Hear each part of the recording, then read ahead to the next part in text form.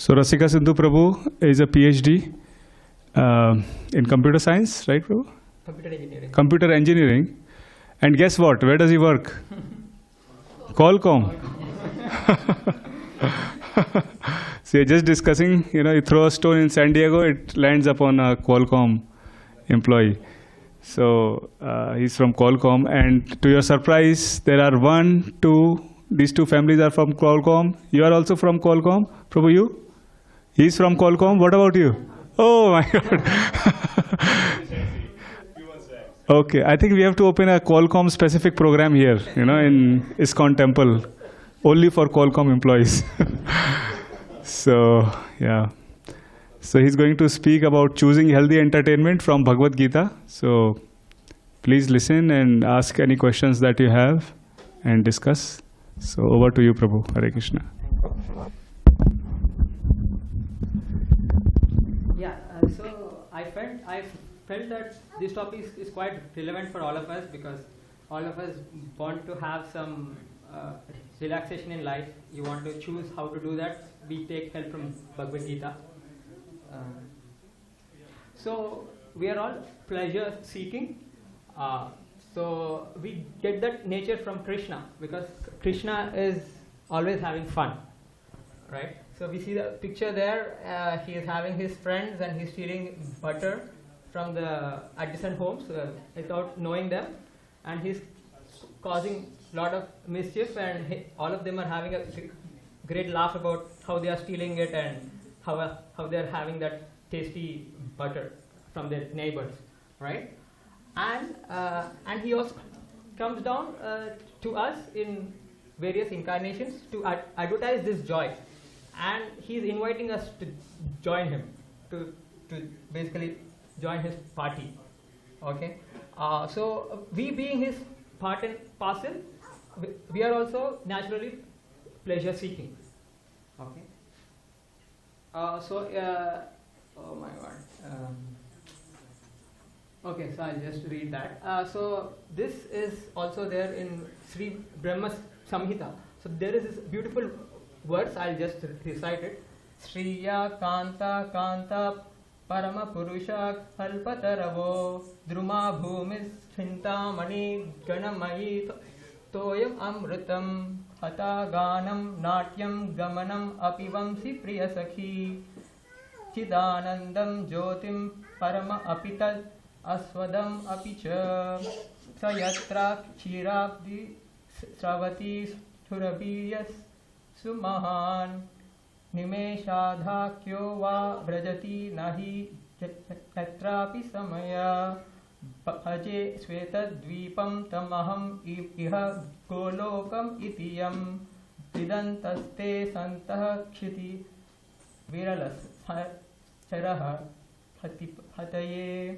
So this is explaining that that Brahma is praying to Lord Krishna, saying that, oh, you are having tremendous joy in sharing your love with all of your devotees in your spiritual world. You have over there, every tree is a transcendental tree which will fulfill your desires, and the soil is having full of gems. There is all the water over there is nectar. Every word is a song. Every step is a dance.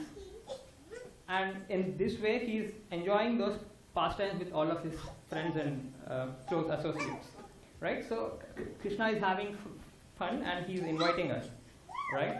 So now coming back to our present scenario, right? We also need, as I was explaining you, we also are pleasure seeking, but in our present context, we seek pleasure for that, so that we need some change, right? We are having, so we seek out change in outdoor activities, or we all seek out pleasure in doing work. We want to have a social gathering, right? We have media with us to, sometimes if we are alone and we don't have anyone to hang out with, we look at media, we look at different channels in the media, right? We also have goals and desires in our life. We have career goals, we have financial goals, we have family goals. So we work hard towards them, and we also need some change from them. We need a break from them, right? And now with technology, we are having new platforms to how to relax, how to entertain ourselves, right?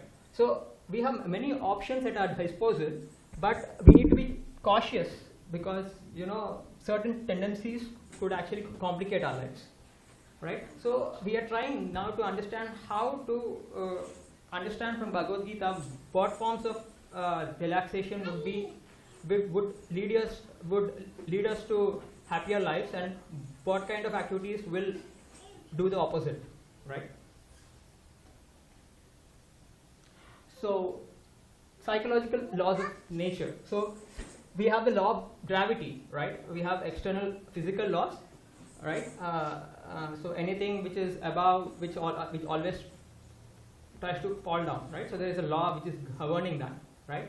So similarly, the Bhagavad Gita explains that there are also psychological laws. So these are called as the three modes of nature, right? So in Bhagavad Gita 14.5, we have this verse: Sattvam rajas tama iti guna prakriti sambhavaha nimbadnanti mahabaho deha dehinam avyayam. Translation: the material nature consists of three modes: the modes of goodness, passion, and ignorance. When the eternal living entity comes in contact with nature, O mighty Arjuna, he becomes conditioned by these three modes, right? So Bhagavad Gita is primarily explaining that that although we think that there is no psychological laws, but in fact there are laws which are governing this entire cosmos, and how we interact with nature basically influences how we are in control of them, right? So similar to gravity, right? So if you know how the law works, right, and so you have some setup which will help you to operate, right? But if you're not aware of the laws, and if you just say that there's no gravity, and then you do some random things, right, then you'll get injured, right? So Bhagavad Gita speaks about this psychological laws of nature.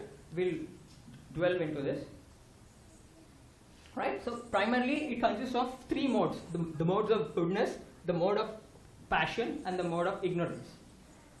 So we'll describe what is the mode of goodness. It's called as sattva, right? It enables us to develop healthy attitude to life. Generally, it leads to peace and gradual happiness in our life, right? So what are characteristics of this sattva guna? So basically, our lifestyle and activities are aligned with nature, right? And that enables us to be positive and realistic in life, and the general tendency is to do good to others, right? So whatever activities you perform, that benefits you, and it also automatically benefits others, right? So if you operate, meaning that if you understand this concept and if you operate within this framework, that will gradually help you to be positive in life, and it also helps people surrounding you to also be positive and also aligned with nature. So I have a question for you all. So what do you think? Is this too boring? No, I'm sorry. I'm talking about this particular mode. Is sattva. You think is okay. I need to align with the laws. Okay, so I have to do this. I have to not do this. Okay, so it looks so boring, right? I want to do what I want to do all the time. Right? So I'm not happy if somebody is telling no, you can't do this. You can do this. You have any thoughts about this?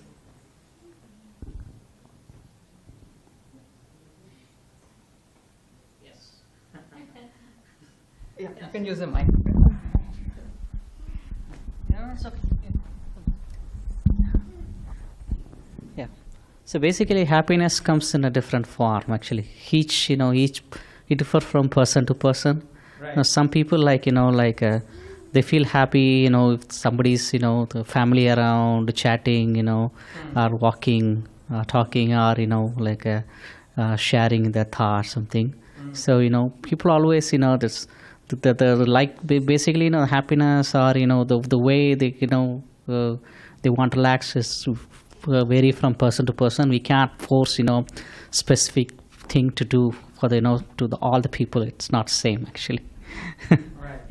But at the same time, right, what Sattva Guna is this Bhagavad Gita is talking about is that we also need to have some boundaries in which we can operate. You see, you cannot say that I can do anything I want to do, right? Yes, because yes. there are some laws, and if you cross a boundary, and then you'll have consequences. That's right. Yeah. Right. Yeah. So even in the inside the boundary, you may have like many items, like so you can't force. Hey, do all the items. Can't force to anymore. So in the boundary, hey, you're allowed to choose anything, whichever makes you happy or make you relaxation. Right. There are a lot of things within the boundary. You don't need to go outside the boundary to look. Right. Yeah. Thank you. Thank you for Hare. Yeah, so this is what is basically even Bhagavad Gita is talking about. That yes, of course, you can always relax and you can have some fun, but there are some boundaries that under which we need to operate, because there are some laws of nature. Either you accept it or you deny it, right? The mode of passion is called rajas. So this is the attitude where we see every one of us are mostly operating on this particular plane. We always look for, okay, if I do this activity, what is in it for me, right? So you are me conscious all the time. Okay. So what are the symptoms of this mode of passion? Great attachment, intense endeavor, uncontrollable desire, and hankering will develop. We are always calculating in our minds, if I do this, I will gain this, and if I don't do this, I'll lose this, right? And I want to gain more and more, right? I want to acquire more and more so that I'll be happy, right? But then this kind of mentality actually is like a loop. The more you have, you try to acquire more, it becomes more complicated. And your desire also keep on increasing and increasing, right? So Rajas is, although it is good initially to help to operate in this world, we have to be little cautious, or we need to be aware of our thought patterns or our attitude, right? We need to always try to realign our attitudes, thinking, okay, I think I should not behave like this all the time. I need to understand that in certain circumstances, this kind of attitude will actually be degrading, right? These days, if you see, it's more cool to be this way. You are driven, and people use these words that you are driven and you are passionate, right? But they also need to understand that sometimes it's an endless loop and there's no end to it, right? Because we also need to have an amount of sattva guna in our life. We also have to have some amount of satisfaction and contemplation in our life, right? We can't be always driven and passionate all throughout, right? And the next mode which Bhagavad Gita describes is called as a tamasa, right? So tamasa means we are always negative minded.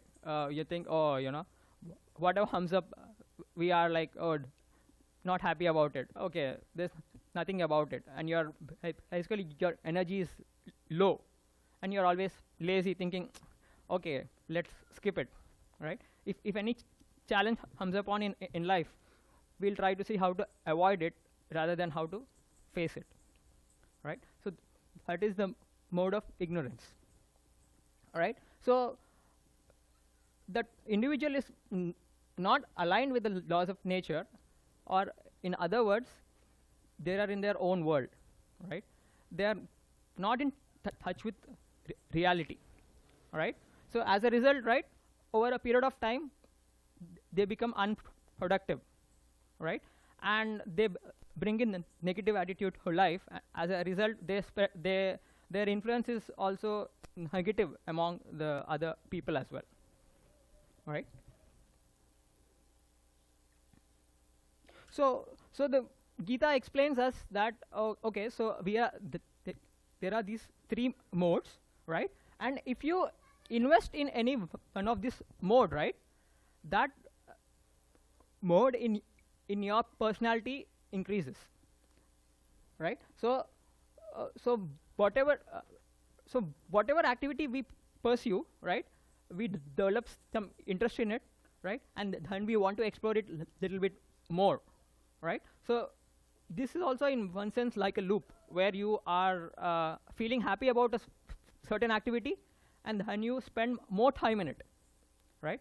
So in the process, you become attached to it, right? If you, for example, if you are interested in any sport, right? So if you are spending some time in it for relaxation, which is well and good, but then if you indulge in too much, right? Then what would happen is when you start, seeking out how to plan this sport, or how to win in this sport all the time, how to screw up the opponents. So this your thought process and your activity, right? It becomes very passionate. All right. So we need to be aware of how this psychological laws work, right? So if we understand these laws which are presented in the Gita, and we can make informed choices and slowly move towards goodness, right? So Gita actually explains that an individual has to make a personal assessment, right? He needs to make a personal assessment of what are his aspirations and desires, and he has to use the intelligence of the Shastra to slowly align those desires in a way that are aligned with the laws of nature, right? So for example, if anyone wants to earn a lot of wealth, right? So one needs to understand, okay, how do I earn wealth in a legal way and in a sustainable way, right? So that it gives positivity to me and it gives positivity to around as well, right? So in that way, and if you are progressively investing in this positive path towards the mode of goodness, right? Krishna says that gradually, the mode of goodness will drive you to more positivity, and as a result, right, just by your activities, you actually influence others also to be positive, and others also to be inspired to come into this mode of goodness.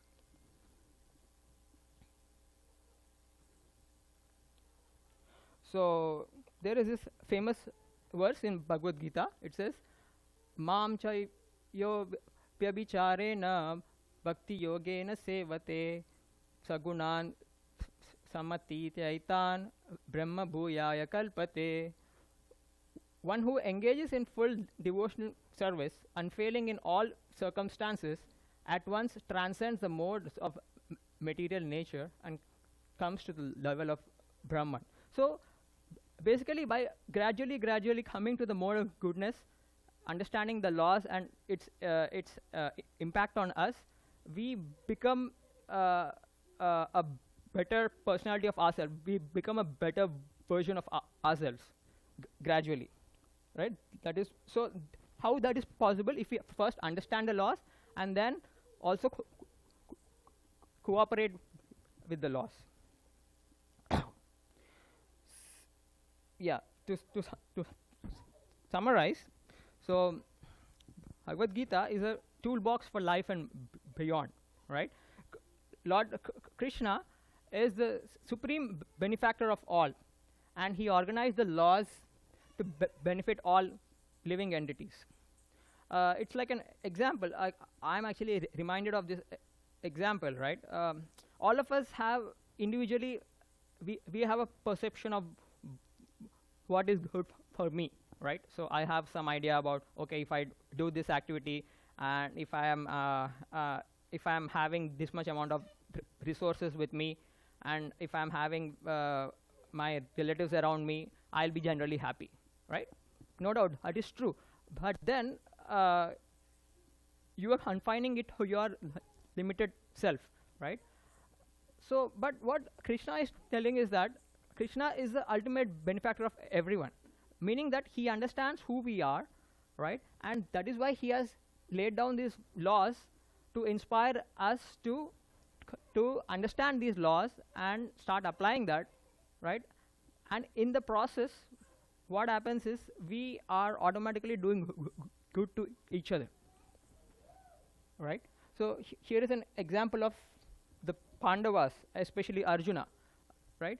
So Arjuna, in the beginning of Bhagavad Gita, he was not interested to basically fight with his cousins and his teachers, right? But then Krishna encourages him to say that because they are acting on the platform of adharma, right? If they succeed, the entire population of the world will be under a great loss, right? So he inspires Arjuna to perform his action and also perform it with the right sense of cause, right? He understands that by performing this activity, which he has been trained all throughout, right? He can do good for himself, although it might be a little bit of pain for him because he is killing his own teachers and his closed ones, but ultimately he is benefiting the entire population of the earth. All right. So overall, so the Gita provides us with knowledge to understand the deeper functionings of the world. So it helps us to understand and to choose what kind of activities we want to live and gradually live to happier lives. Thank you. So if you all have any thoughts or comments or anything which struck to you or you think is... Thank you.